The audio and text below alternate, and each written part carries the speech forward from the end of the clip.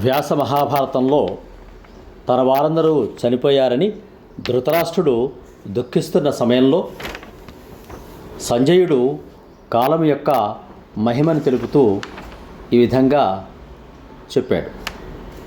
విధాతృవిహితం మార్గం న కశ్చిదతివర్తతే కాలమూలమిదం సర్వం భావాభావౌ సుఖాసుఖే. బ్రహ్మగారు నిశ్చయించిన మార్గాన్ని ఎవడూ దాటలేడు.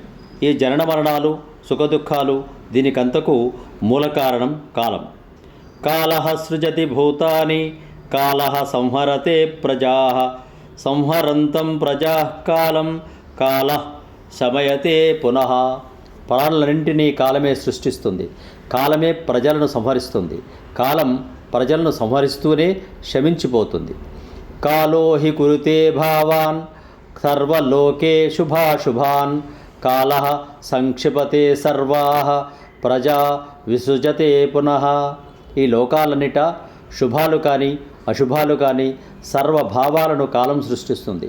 మళ్ళీ ఆ కాలమే అన్నిటికీ సంహరిస్తుంది, మళ్ళీ సృష్టిస్తూ ఉంటుంది. అందుకే కాలం చక్రంలా తిరుగుతుంది.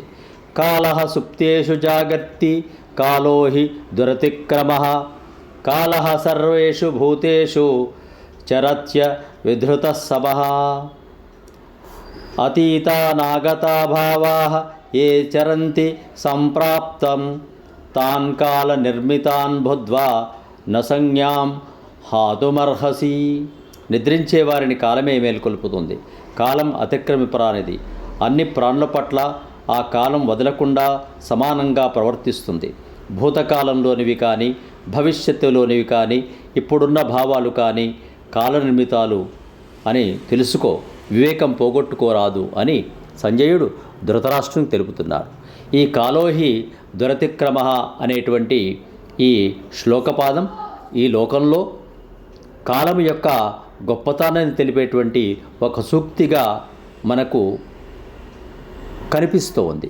దీన్ని మహానుభావులు కాలము యొక్క గొప్పతనాన్ని చెప్పే ప్రతి సందర్భంలోనూ కాలోహి దురతిక్రమ అంటూ ఉంటారు. కానీ ఈ శ్లోకపాదం మహాభారతంలో మనకు కనిపిస్తోంది. కాలః సుప్తేషు జాగర్తి కాలోహి దురతిక్రమ కాలః సర్వేషు భూతేషు చరత్య విధృతః సమః. సబ్స్క్రైబ్ ఆచార్య శివశక్తి ఛానల్. స్వస్తి.